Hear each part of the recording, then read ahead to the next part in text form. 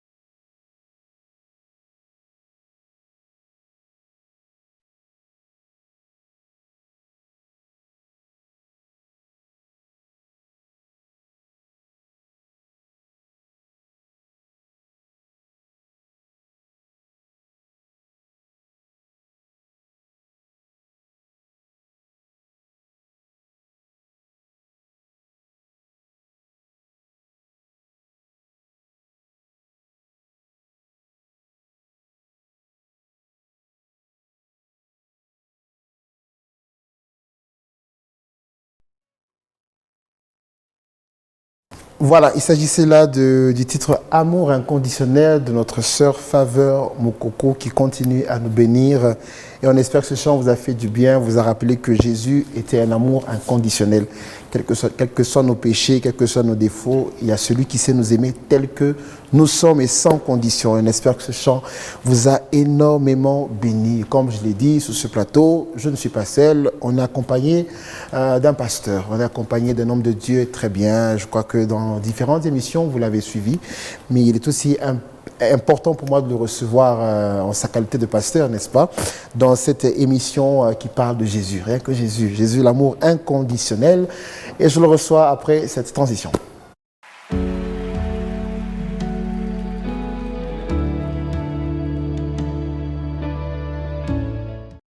Habitué de nos plateaux, habitué de notre station, mais aussi pour une première fois sur mon émission Teila. Il s'agit là du pasteur Glovis Némi à qui je dis bonsoir pasteur. Bonsoir. Vous allez bien? Oui, ça va bien, Papa Gaël. Bienvenue chez nous. Merci beaucoup. Merci. Nous sommes très heureux de vous recevoir. Merci. Et surtout très honorés. Merci. Comme je l'ai dit sur d'autres émissions, on vous voit dans Elle, avec nos dames de Mikuba. Elles ont souvent l'habitude de vous recevoir. Et ce soir, en qualité de pasteur, nous allons quand même vous recevoir chez nous aussi, Teila. Teila, une émission qui reçoit des personnalités comme vous. Vraiment. Je suis honoré. Alors, on dit, pasteur Glovis Némi, vous êtes de l'église, c'est ça, Lumière des Nations. Oui, oui. N'est-ce pas? Lumière des Nations. Je ne sais pas, vous faites Chicani. Je suis de l'église Lumière des Nations. Par la grâce de Dieu, nous sommes dans la communauté des églises de Jésus-Christ Chamel de Damas, qui est dirigée par le pasteur Esdras. Nous sommes sur Moulang, 1935, c'est ça le numéro, non loin de Moupeto, INPP. INPP, donc on dit vers le quartier latin. Vers le quartier latin, effectivement. En tout cas, on espère faire un jour un tour. Vraiment. On espère que la communauté se porte très bien. Oui, oui. Voilà. En tout cas, nous saluons toute la communauté et pourquoi pas votre père spirituel, le pasteur Esdras Kalonji, à qui nous disons, papa, toutes les bonnes choses à vous et que Dieu vous bénisse abondamment. Amen. Alors, pasteur, on est là pour parler de la part de Dieu, mais aussi, pourquoi pas, de vous. Oui. Comme souvent j'aime dire, les parcours d'un homme de Dieu, le parcours d'un homme de Dieu est souvent un élément ou encore un objet de témoignage, mais aussi d'édification pour ces personnes qui nous suivent. Parce que quand on vous regarde, comme je l'ai dit dans les coulisses, on vous voit jeune, et être pasteur jeune, ou, voilà, de nos jours, c'est à la mode, hein, c'est plus comme à l'époque, les pasteurs c'était des grands papas. Et vous voir aujourd'hui jeune servir Dieu, donc c'est moi qui a une histoire derrière. Oui, effectivement. Alors on va en parler après juste cette transition.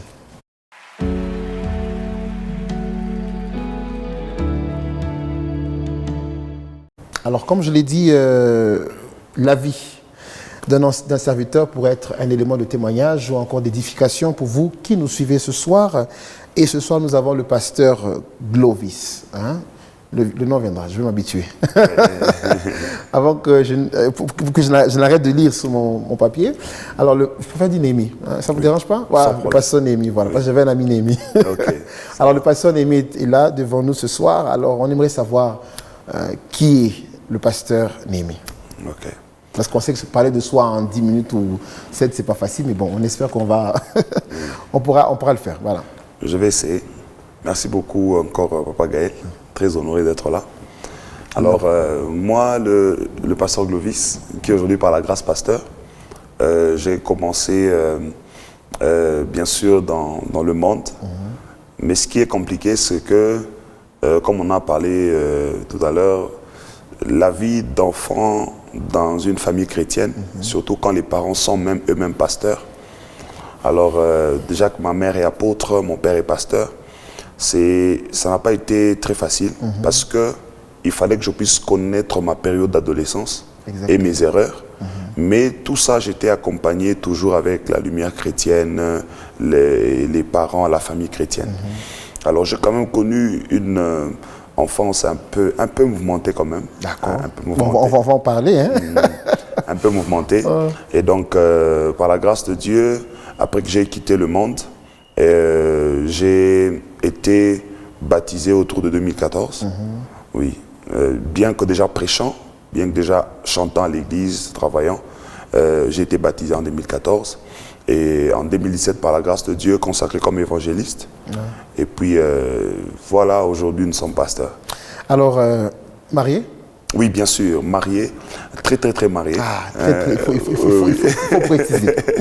Très marié à maman Alpha Mbelou. À qui nous disons bonsoir maman et Ventra, merci de nous l'avoir libéré. Hein. Merci, et père d'un mignon garçon. Ah, d'un mignon garçon. Oui. Combien d'années de mariage? Nous sommes maintenant en train d'aller vers nos 3 ans. Ah, très bien. Oui. Super. Alors, tout à l'heure, vous avez dit quelque chose qui m'a vraiment intéressé, né, on va dire, d'un pasteur et d'une maman apôtre. Oui. Voilà. Donc, on va dire que les bases chrétiennes, vous les avez eues. Oui. Et tout à l'heure, vous l'avez dit, c'est ce qui vous a même permis de bien cheminer, bien étant dans le monde. Parce que quand la base est là, c'est le plus important. Effectivement. Voilà. Alors, on va comprendre exactement quelle a été votre jeunesse. Tourmentée, oui. On aimerait savoir quel était le tourment. Hein, quelles sont ces périodes où peut-être vous pouvez nous dire, je me rappelle par exemple. Voilà. Alors, quelle a été la jeunesse de notre pasteur Néhémie? Bon, voilà, je pense que je vais quand même m'ouvrir, je ne le dis pas souvent. Une des parties très tourmentées, où vraiment j'atteins le summum de tourment de ma jeunesse, c'est que j'avais rencontré un ami qui venait de Kin. Alors lui était déjà très courageux, très chaud. Alors quand il me rencontre, moi j'étais encore un peu bleu, mais dans le monde, mais un peu bleu. Alors, un jour, il me dit, mon cher, on va aller quelque part. Voilà, je vais t'amener, on va laisser satisfaire. Je n'avais pas encore compris, mais il ne fallait pas que je fasse. Il ne faut pas que moi, que j'étais froid et que j'étais un peu yuma. Donc il fallait que je sois aussi un peu gang et tout ça. Oui. alors quand j'ai fait semblant, on sort, nous partons, c'est comme si je sais, mais je ne sais pas précisément. Mais j'ai fait semblant, je le suis quand même. Quand on arrive dans un bordel, une maison de prostituées. Wow. Et là, il fait le tout en fait. Il paye tout, il paye le transport. Il te prend en charge, toi. Toi, tu dois seulement pêcher. Wow. Et voilà. Le péché sucré, hein. Donc, ils nous accompagnent, ils mettent tout autour de vous. Ah, vraiment, les acolytes du diable. Alors, on arrive, ça se passe, et puis, je rentre, je culpabilise, je me pose des questions et tout. Mais bon, voilà, ça c'est le summum. Le summum. Oui. Et finalement, une jeunesse peut-être tourmentée, parce que ce que vous dites, c'est très important, peut-être pour ceux qui nous suivent. Hein. Peut-être d'autres sont dans des maisons, pas peut-être, ils sont dans des maisons de pasteurs, ils ont grandi dedans, mais ils mènent pratiquement une vie de désordre. Et nous qui vous regardons, pour nous qui n'avons pas grandi dans ce genre de maison, on est toujours prêt à vous juger. Oui. On est toujours, donc c'est vous qui êtes des modèles. Quand vous tombez, on dit, effectivement. Voilà, alors comment alors se fait alors la rencontre avec le Seigneur? Parce que vous le dites, c'est pas le fait de naître dans une famille chrétienne qu'on est chrétien. Alors comment se fait exactement? Après on vous a baptisé en 2014, oui, mais comment se fait cette rencontre? À quel moment le Seigneur vous dit, c'est bon, tu dois venir vers moi, quoi. Je toque et je dois m'ouvrir la porte? Ok. Cette rencontre, je la fais trop jeune, en deçà de 12 ans. Ok. Bon, autour de 12 ans, vais-je dire. Alors, ce qui se passe, c'est que j'ai senti l'amour de Dieu, mais moi, j'ai rencontré cet amour dans le service. Okay. Donc, plus je servais Dieu à la maison, hein, parce que chez nous, jusqu'à aujourd'hui, on prie chaque 19h, chaque 5h. Donc, c'est comme ça notre famille. Et j'ai rencontré déjà Dieu dans ça, et tout. Mais ce qui s'est passé, c'est que quand j'ai rencontré l'amour de Dieu, ça m'a poussé dans la vie de prière, dans la vie de le chercher. Je sentais son amour autour de moi, juste par le temps que je passais dans la présence de Dieu. Mais un truc, c'est que pendant cette période-là, il m'est même arrivé de continuer avec ma mauvaise vie. Ah d'accord, très bien. Et j'ai vécu dans deux choses mélangées. Chrétien, un pied dedans, un pied dehors. Quand j'étais dedans, j'étais sincère, vraiment sincère. Et quand je sortais, j'étais aussi vraiment païen. Je ne comprenais pas ce que j'ai vécu, c'était un peu du méli-mélo. Mais quand je me fais baptiser en 2014, là, je le fais aussi par routine. Okay. J'atteins l'âge, on appelle, je me baptise. Pas encore parce qu'il y avait quelque chose. Mais c'est après, une année après, vers 2015, je rencontre, ça c'est une expérience, je pense que j'en prêcherai. En fait, je pense qu'il existe toujours une période où on retrouve notre baptême. Très bien. Il y a certains qui sont baptisés, mais en soi, la conscience n'est pas là. L'amour n'a pas encore été rencontré. Et moi, c'est après mon baptême, 1 année et demie après, que je rencontre vraiment mon vrai baptême. En fait, mon baptême me rejoint. Très bien. Et là, je rencontre Jésus-Christ, je rencontre l'amour, je comprends la vie chrétienne, je comprends ce qu'il attend de moi. Et c'est là que tout a commencé, en fait. Dieu. C'est comme ça que mon histoire s'est passée. Je rencontre mon baptême. Oui, mon baptême me rencontre. Mais est-ce qu'on peut se faire baptiser 2 fois? Non. Non. Non. Ah d'accord, ça c'est notre enseignement. Oui. J'ai des questions sur ça. Alors, je crois que tout à l'heure, on a parlé de votre parcours. Mais depuis que vous êtes dans le Seigneur, quel est votre grand regret? Quand j'ai dans le Seigneur, donc sincèrement, parce que vous avez dit que vous êtes tantôt plus tôt, mais quand exactement, depuis 2015, vous avez rencontré votre baptême, alors quel est votre plus grand regret? Mon plus grand regret dans le baptême, et plutôt dans ma vie chrétienne, juste après que mon baptême m'ait rencontré, ce regret m'accompagne tous les jours, j'y pense souvent, c'est de n'avoir pas été assez formé, que je n'ai pas été... En fait, on n'a pas été trop dur avec moi avant que je ne commence le ministère. Ah, super. Oui. J'aurais voulu qu'on soit très, très dur encore. C'est vrai que c'était dur, mais c'est comme si, quand c'est que je rentre dans le ministère, nécessitait encore une plus grande formation. Ah, super. Et ça, c'est impossible à récupérer. Je suis déjà pasteur, je dirige des gens, et je continue à être sous l'autorité de mon père spirituel. Mais ma formation n'a pas été autant dure que j'aurais voulu. Très bien. Oui. Mais je crois que ce que vous formez aujourd'hui, la rigueur recherchée par vous-même, vous leur imposez cela. Oui, mais j'essaie de trouver de l'équilibre pour que je ne leur fasse pas ce qu'on ne m'a pas fait, qu'ils ne le prennent pas mal. En fait, j'essaie de trouver l'équilibre dans tout ça. D'accord. Pour que je ne sois pas un père qui fait trop mal aux autres, qui n'a pas eu ce mal aussi en retour. Donc j'essaie de trouver l'équilibre, mais j'essaie quand même d'être dur pour qu'ils comprennent que c'est mieux pour leur avenir. Alors, la prochaine fois que je vous reçois, vous allez m'organiser un thème qui dira la gestion des disciples. D'accord, d'accord. J'aimerais bien, parce que vous dites que c'est important. Vous regrettez de ne pas avoir subi une formation qui peut-être vous solidifierait aujourd'hui, qui vous rendrait solide aujourd'hui. Oui. Mais alors, des fois, on dit on apprend de ses erreurs. Donc, on aimerait que ceux qui viendront après nous, c'est comme mais on a ça, pas pika. Mais quand tu as des enfants, tu dois exactement l'éducation à se mettre à tes enfants, n'est-ce pas? Voilà. Alors, quel est ce conseil, en quelques minutes, que vous pouvez donner à ces jeunes? Parce que, comme je l'ai dit, j'aime bien voir des jeunes serviteurs. Oui. Ça m'encourage, moi, personnellement, qui suis aussi serviteur. Okay. Alors, quel est ce conseil que vous donnerez à ce jeune serviteur? Pourquoi je dis ça? Parce qu'aujourd'hui, la jeunesse, elle est corrompue. Hein, qu'on le veuille ou pas. Elle est très pervertie. Et il y a du vrai et du faux dans tout ce qui se passe. Alors vous, en tant que jeune, et au-delà de vos expériences, quel est ce conseil, peut-être petit conseil que vous donnerez à ce jeune qui aspire à être comme vous, ou encore qui est dans le ministère comme vous? Voilà. Ce conseil sera très, très, très bref et très simple. C'est dans Josué chapitre 1, je crois, le verset 8. Dieu demande à Josué de méditer sa parole et de la garder constamment dans sa bouche, de la méditer. Il dit, c'est enfin que tu auras du succès, c'est enfin que tu réussiras. Très bien.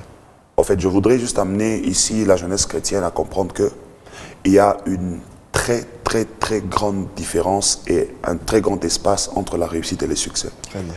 Je voudrais que nous ne puissions pas être dans le succès, mais que nous soyons dans la réussite. Très bien.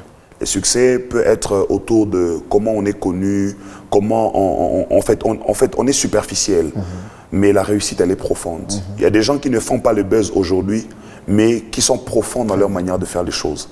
Je voudrais que la jeunesse d'aujourd'hui ne cherche pas du holà, ne cherche pas de décoration, que l'on soit vrai et sincère. Ce n'est pas parce que l'autre semble faire mieux que toi aux yeux des gens qu'il est vraiment mieux que toi devant Dieu. Super. Donc la réussite profonde dans sa manière de faire, dans sa chrétienté, est très important que les succès qu'on veut avoir. Au-delà de servir Dieu, on veut bien être connu, mais ce n'est pas plus important que notre position dans le cœur de Dieu et notre vie chrétienne. Soyons des chrétiens profonds, pas autour du m'as-tu vu et de tout ce qui est pompeux autour de nous, que l'on soit profond. Merci pour ce conseil qui me va au cœur et voilà, que je veux aussi garder précieusement. Je crois que vous qui nous suivez avez un peu compris quel était le parcours de notre pasteur Naimi. Il était très bref, c'est normal, c'est chez nous. Je crois que je vais demander à Madame Immaculée de le recevoir dans son émission Parcours pour un peu plonger. D'accord, merci. Mais sinon, merci beaucoup de s'être ouvert à nous. Merci. Et aussi aux téléspectateurs. Merci. Comme je dis, parler de soi, c'est pas toujours facile, Oui. mais on fait des efforts pour le faire afin d'édifier, n'est-ce pas? Oui, oui. Alors, on va passer à notre rubrique thème, c'est pourquoi nous sommes là ce soir aussi. D'accord. Alors, ça sera après cette transition.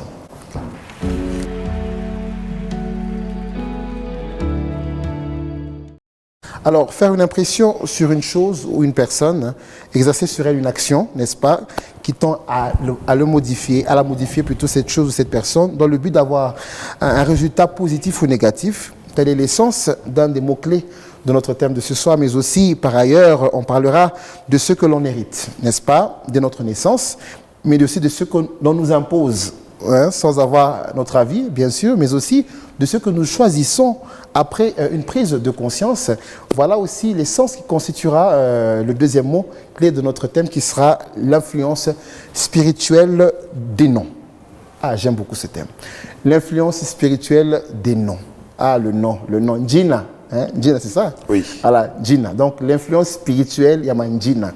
Un très beau thème, puisqu'on parle du nom, le nom qu'on nous impose des fois, le nom que nous avons hérité lorsque nous sommes nés, qu'on nous a imposé, ou encore qu'on a choisi de changer au fil du temps. Voilà, c'est ce dont nous allons parler ce soir. À vous la parole, pasteur Naimi. L'influence spirituelle des noms. De quoi il s'agit? Alors, l'influence spirituelle des noms est une thématique que le Seigneur m'a inspirée et dont je vais vraiment parler.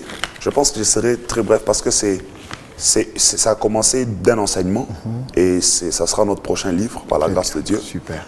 Alors, je vais quand même donner des points essentiels qui vous donneront surtout envie de chercher ce livre dès qu'il sera disponible. Alors, par la grâce de Dieu, ce thème m'a été inspiré après avoir remarqué plusieurs choses dans la société, notamment des choses qui arrivent à des personnes. Alors, je vais commencer par donner une forme d'introduction en donnant en quelque sorte le pourquoi et surtout les provenances des noms.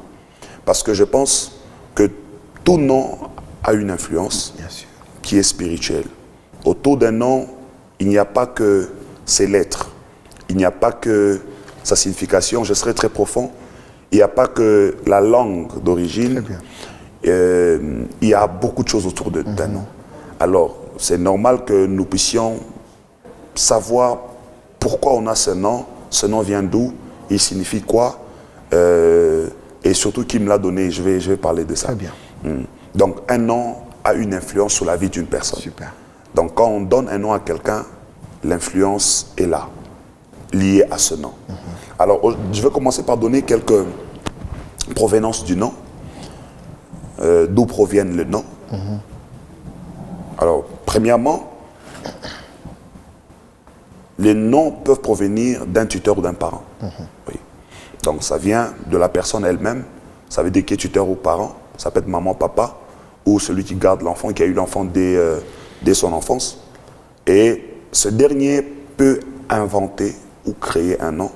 Ça veut dire il imagine quelque chose, il crée, il voudrait comment le nom va sonner, parce qu'aujourd'hui on est dans ça. Le nom sera comment, mes enfants auront des noms qui commenceront par E, qui finiront par A. Donc, il peut imaginer et créer un nom. Et voilà, dans Genèse chapitre 4, verset 1, la Bible nous parle de Ève. Lorsque Ève tombe enceinte, ce qui se passe, c'est que Ève donne le nom à Caïn parce qu'elle avait décidé de louer le Seigneur. Et elle a dit, j'ai créé un être humain par l'aide de Dieu, j'ai formé un homme. Et lui a donné un nom par rapport à ce qu'elle a vu dans sa vie, elle a imaginé, elle s'est dit voilà, ça, je vais l'appeler Caïn. Donc un nom, on doit savoir que le nom peut venir d'une personne, le tuteur ou le parent, il peut créer et inventer un nom pour donner à son enfant. Donc il peut utiliser sa créativité, réfléchir et donner un nom. Deuxièmement, le nom peut venir aussi d'un tuteur ou d'un parent, mais ici, l'ayant pris de quelqu'un d'autre. Très bien. Voilà. Ça veut dire, ici, ça ne vient pas de la créativité. Donc, quelqu'un prend un nom. Ça peut être d'un mort, d'un vivant. Oui. Ah, ça. Oui, ça aussi. Donc, il prend un nom. Et souvent, ou même parfois sans l'aval de la personne. Voilà. Parfois, je peux dire, Papa Gaël, j'ai un enfant, je voudrais qu'il porte votre nom parce que je vous aime beaucoup, je vous apprécie, je vois ce que vous êtes et tout. Mais d'autres, on peut donner le nom, je pense à mon père qui est déjà mort, je voudrais vraiment qu'il soit parmi mes enfants. Voilà. Donc, le nom peut aussi venir d'un tuteur, d'un parent, mais l'ayant pris de quelqu'un d'autre. Ça veut dire qu'il n'a pas imaginé, il n'a pas inventé, mais ce nom est venu de quelqu'un. Donc, il a calqué seulement le nom. Voilà. Et ici, vous allez remarquer que même quand on parle dans la Bible de Joseph, vous allez voir qu'il y a plusieurs Joseph dans la Bible, il y a plusieurs Marie, il y a plusieurs Simon. Ça veut dire que ce ne sont pas des noms qui sont nécessairement liés, mais peut-être on a pris juste un nom, on a aimé, on a calqué. Donc ce n'est pas un nom qui est venu de l'inspiration, de la créativité, mais on a pris un nom de quelque part, on l'a calqué sur quelqu'un. Yes. Donc ça c'est la deuxième provenance. La troisième provenance, le nom peut venir d'une tierce personne. Ici, ça veut dire, ça peut être un tuteur, mais c'est un nom qui ne vient pas d'un parent direct. Oui. Qui n'est pas père ou mère de la personne. Par exemple, il y a des enfants qui naissent, on les jette, on le ramasse. Peut-être un enfant qu'on trouve à l'hôpital, la mère a fouillé. Le tuteur prend, il donne le nom. C'est une tierce personne qui n'est pas liée à toi biologiquement. Voilà. On le prend parmi les tuteurs. Et une tierce personne qui te donne un nom qui n'a pas de lien avec toi directement. Donc, ça peut aussi être un pasteur. Voilà, il décide non. Par exemple, récemment, il y a une année déjà, j'avais donné à une maman un nom. J'ai dit, je vois Dieu donner un fils et tu donneras tel nom. Ça vient de l'inspiration. Donc, c'est une tierce personne qui n'est pas ses deux parents, mais par inspiration, Dieu me l'a donné et je leur ai donné. Donc, c'est comme ça que vous allez voir que le nom peut venir d'une tierce personne, de quelqu'un à qui on peut donner ce nom, de quelqu'un plutôt qui peut être vivant ou n'est pas vivant, mais ça vient de quelqu'un qui n'a pas d'abord un lien biologique. C'est important que j'insiste sur ça. Important. Oui, un lien biologique. Donc, cela peut venir comme ça. C'est comme ça quand vous lisez la Bible, Matthieu chapitre 1, verset 21, la Bible parle de l'enfant Jésus. L'enfant Jésus, quand il vient, il arrive chez Marie, elle doit être mariée à Joseph, mais le nom ne vient pas du père et de la mère. Dieu lui-même, il envoie un ange, il dit voilà, vous lui donnerez tel nom. Il s'appellera comme ça, comme ceci. Et c'est là même que je souligne l'importance de l'influence spirituelle. Pourquoi? Parce que Dieu veut envoyer un sauveur sur la terre. Il veut envoyer quelqu'un qui va venir sauver l'humanité. Mais il choisit un ventre qui n'est pas à lui. Il choisit une famille qui n'est pas à lui. Mais quand il s'agit du nom, il se dit non, moi-même. Très bien. Prenez mon nom. Mais il va porter peut-être le sang de la maman, il sera dans le ventre, tout ça, il mangera chez vous, il sera sous votre responsabilité. Mais le nom, ça viendra directement de moi. Pourquoi? Parce que Dieu sait que tout nom a de l'influence sur la vie de la personne. Alors, ici, je vais essayer d'aller rapidement. J'ai une problématique. La question est, quand est-ce que le pouvoir du nom a l'influence sur une personne? Quand est-ce que le pouvoir du nom a l'influence sur une personne? Et là, je réponds, dès son enfance. C'est dans le développement que je vais entrer en détail. Très bien. Deuxième question. Quand est-ce que la personne elle-même remarque l'influence du nom sur sa vie? Et c'est là que je vais aussi répondre que c'est possible, notez bien, que les autres remarquent l'influence sur l'enfant depuis son enfance. On regarde, on dit, Mtoto, il ressemble à Maginac, hein? Pas Kavile, Kishila n'est pas Kavile. Mais lui, il est encore inconscient. Donc les gens peuvent le remarquer depuis longtemps. Mais elle-même, elle peut le remarquer quand? Premièrement, quand elle quitte l'inconscience. Ça veut dire, quand je parle de l'inconscience, je parle de l'inconscience au niveau physique, au niveau normal. Ça veut dire un enfant qui naît, il n'a pas encore atteint l'âge de réfléchir.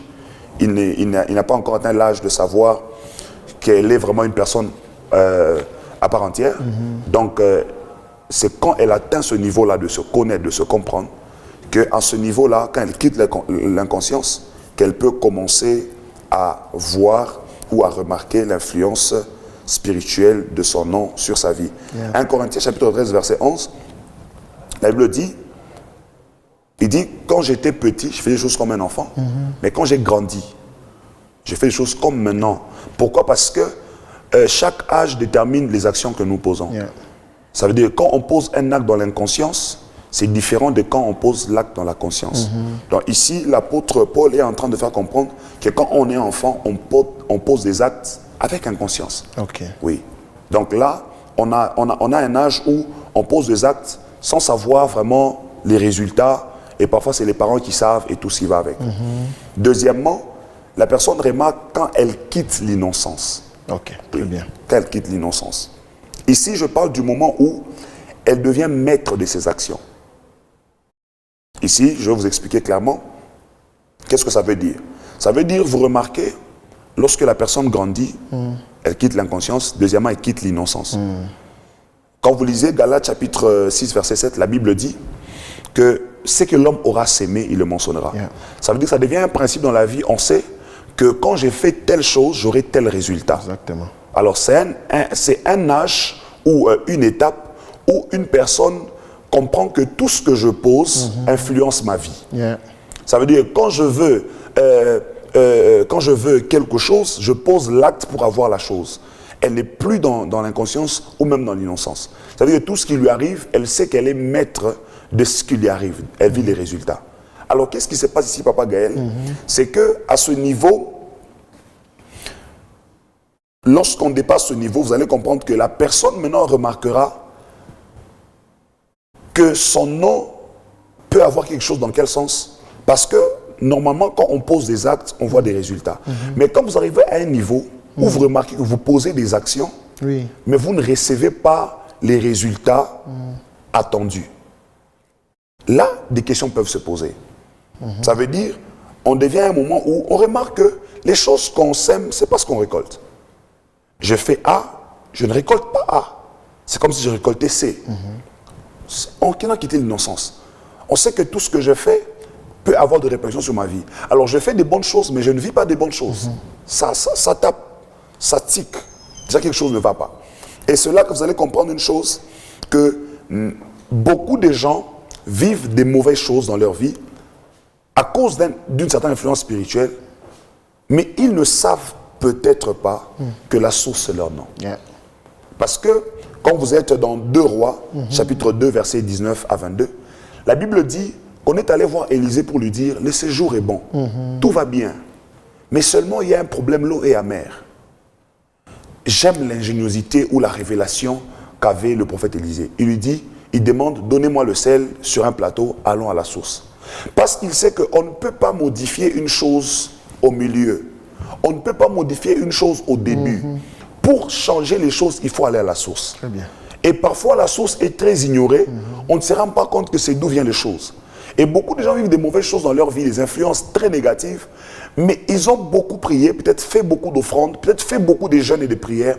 Mais peut-être qu'ils n'ont pas eu la révélation que ça peut être à cause de leur nom. Yeah. Parce que le nom intervient dès les 24 heures de notre naissance, les premières heures de notre venue sur la terre, le nom déjà est en train de monter dans la tête de quelqu'un pour que tu le reçois. Yeah. Et beaucoup de gens vivent dans cette influence sans le savoir. Et c'est quand on pose des actes, on ne récolte pas, on se dit non, quelque chose ne va pas. Mais j'aimerais dire à quelqu'un qui m'écoute peut-être maintenant, c'est que c'est possible que certaines choses que tu vis, qui ne sont pas bonnes dans ta vie, les mauvais résultats, tu poses des bons actes, mais pas de bons résultats, c'est peut-être le nom.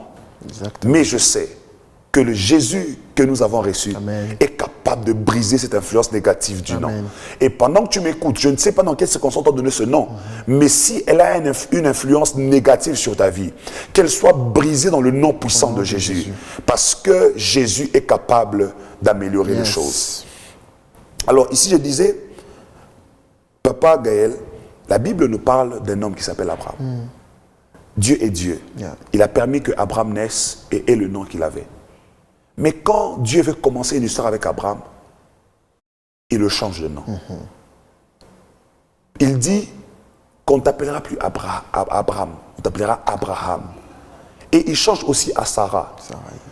Parce que nous devons savoir, papa, que ici, Dieu savait que si cet homme a un nom médiocre, sa vie sera médiocre. Exactement.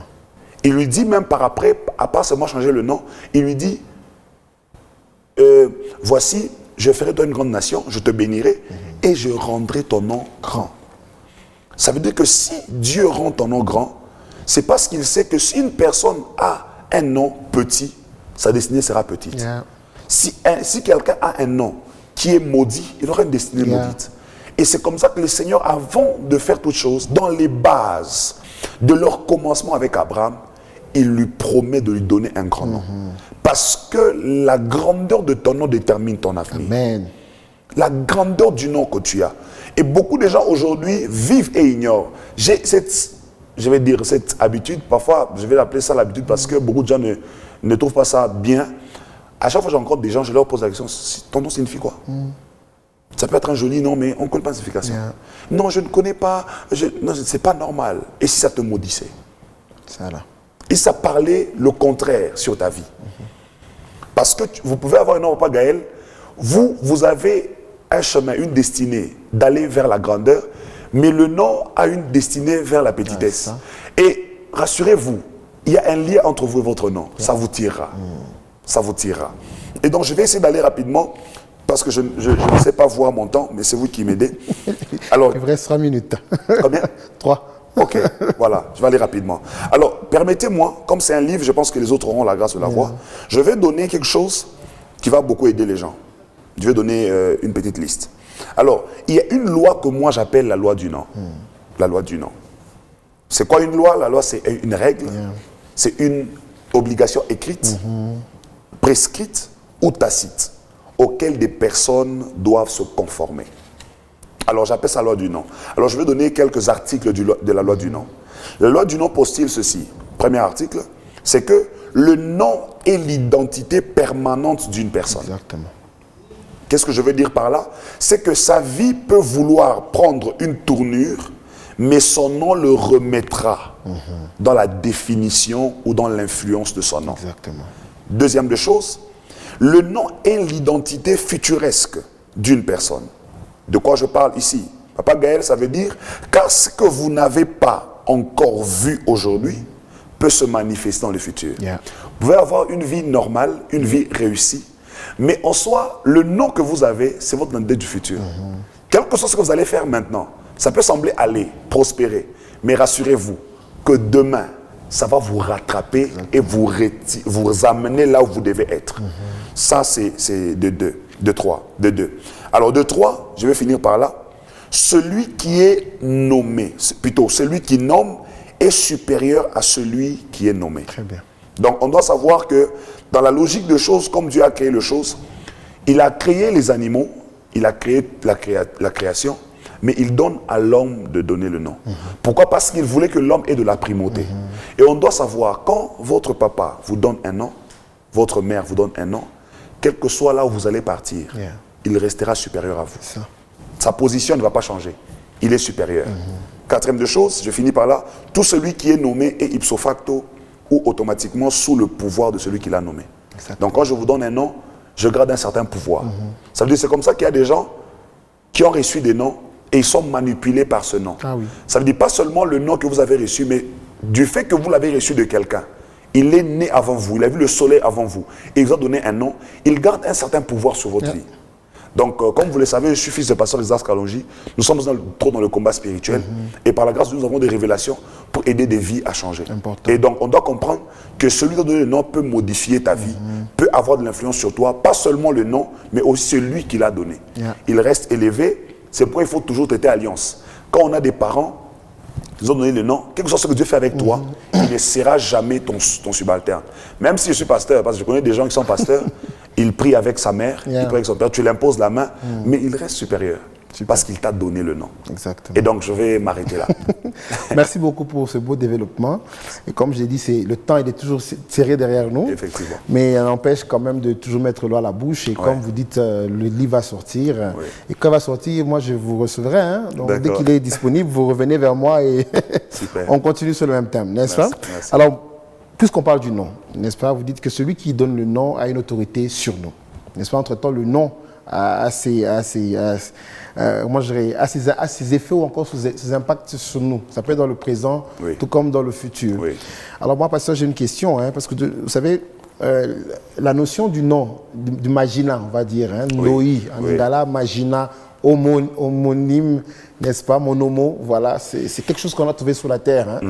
Et peut-être à l'époque de nos parents, moi je le dis toujours, la chrétienté n'était pas très développée, ou encore la spiritualité n'était pas très développée comme aujourd'hui. Nos parents n'ont pas connu beaucoup de choses. Bon, peut-être que c'était ça leur culture. Mais nous qui avons grandi et compris beaucoup de choses, que le nom pouvait avoir un impact positif tout comme négatif sur notre vie, on a pris des bonnes décisions pour certains, n'est-ce pas? Alors aujourd'hui, est-ce que si je constate que le nom qui m'a été donné ne me va, moi est un frein pour mon épanouissement, est un frein pour mon développement, que ce soit financier, matériel, spirituel, à tous les niveaux, est-ce que je suis dans l'obligation, par le nom de Jésus, je vais le dire ainsi, de modifier ce nom, de renoncer à ce nom? La première des choses, c'est que, je vais répondre en 3 volets. La première des choses, aujourd'hui, le nom peut se changer, juridiquement parlant. Donc, légalement, il faut aller changer un nom. Donc, si vous avez assez de moyens et que vous êtes convaincu de le faire, oui, vous pouvez aller changer le nom selon les procédures légales. Vous allez changer le nom. Donc, oui, c'est faisable. Et ça peut se faire. Deuxièmement, il arrive à des moments où, lorsqu'une personne rencontre ce problème, il peut arriver à un certain niveau où on ne peut peut-être pas changer le nom, mais on peut ajouter un autre nom. C'est comme ça qu'il y a des gens qui s'appelaient Simon, Dieu les a appelés Pierre. Oui. Donc, il n'est pas toujours nécessaire d'enlever le nom, mais d'ajouter un autre nom. C'est comme ça qu'il y a des moments, je pense que vous avez été chrétien quand même depuis une certaine époque, où vous arrivez à l'église, une dame commence à vous dire ah, bah, Dieu m'a dit, on t'appelle désormais Esther. Oui, ça. C'est parce que c'est possible qu'on vive une influence certaine dans le nom que nous avons. Au lieu de l'annuler, on ajoute un autre nom, bien sûr tiré par révélation, qui va nous influencer. Mais troisièmement, on peut garder le même nom et faire des prières pour modifier l'énergie spirituelle qui accompagne ce nom. Oui. Alors, faire des prières pour modifier. C'est vrai, peut-être que vous le parlez, parce qu'on a un peu de temps encore, vous le dites comme ça.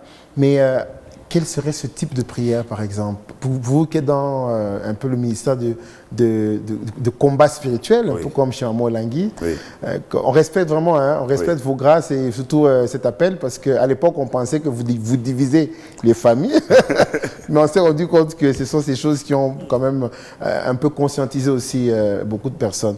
Alors, quel est le type de prière, par exemple, qu'il faudrait faire pour prier sur les noms?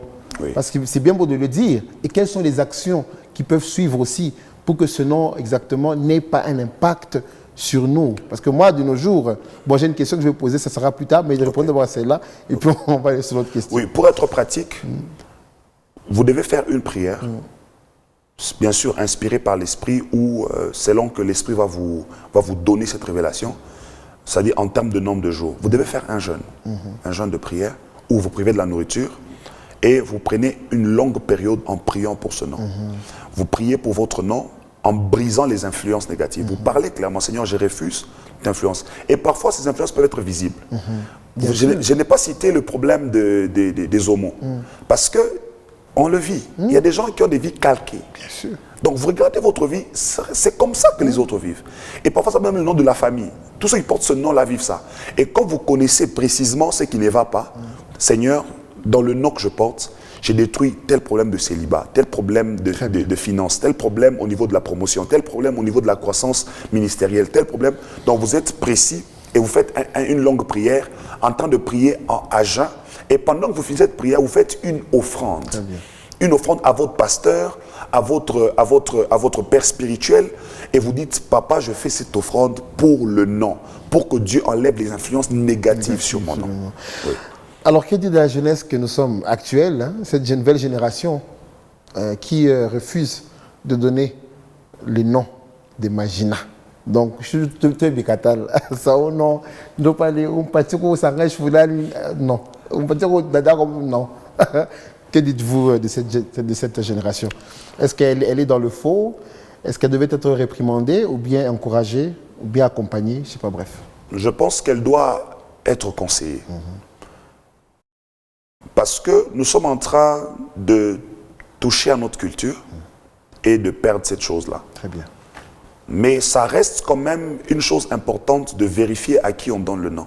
Oui, parce qu'on se dit, c'est moi qui l'ai mis au monde, je ne veux pas laisser quelqu'un par hasard, on a donné le nom qui vienne influencer la vie de mon enfant, surtout qu'il soit innocent de la chose. Donc moi je pense qu'il faut toujours continuer à donner les noms, mais soyez sélectifs. Soyez sélectifs et priez avant. Soyez spirituel. C'est quand même la vie de quelqu'un. C'est toute une destinée.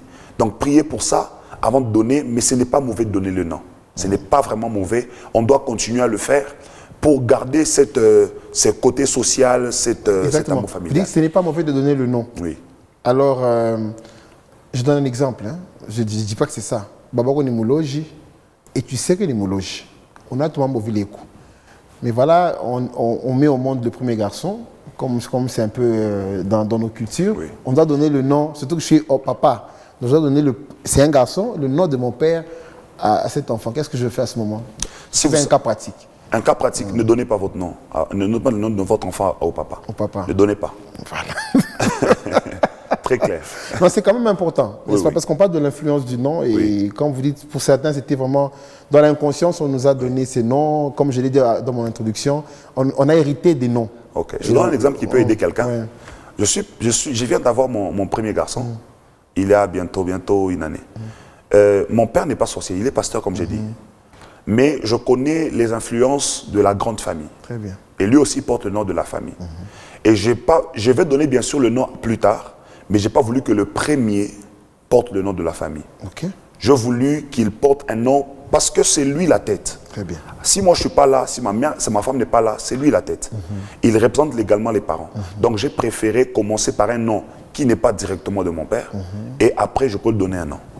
D'accord. Mais sinon, c'est le nom de qui c'est mon propre nom Bible, et un ajout. Un ajout. Oui. De quel nom? Biblique ou bien? Bien sûr. Donc on est un peu dans... Ok, d'accord. En tout cas, c'est très bien. Comme vous l'avez dit, donc cette génération a juste besoin d'être conseillée. Alors on tend vraiment vers la fin de notre émission. Oui. Alors quel serait votre dernier mot par rapport à ce que vous avez dit? Je crois qu'en 10 secondes, c'est possible. Voilà, en 10-15. Voilà. En 10 secondes, je vais dire à quelqu'un qui est en train de m'écouter maintenant, les noms ont une très grande influence sur nos vies. Surtout qu'on ne nous laisse pas le choix de le choisir. Et surtout, on ne sait pas les circonstances. Si on va plus loin, j'aurais parlé de circonstances aussi. Alors, soyez sélectifs dans les noms que vous donnez aux enfants. Priez, faites des jeûnes avant de donner des noms aux enfants. Et même de vous surnommer. Parce que le nom fait partie des choses qui peuvent influencer soit positivement, soit négativement votre vie. Merci beaucoup, Pasteur Néhémie, d'avoir répondu à notre invitation et surtout d'avoir développé ce beau thème. Merci. On espère vous voir très prochainement et salutations à la communauté. Salutations à votre père spirituel. Merci. Et avant, on dit merci d'avoir été très attentif à cette émission. On vous revoit très prochainement dans un nouveau numéro. Que Dieu nous bénisse. Amen.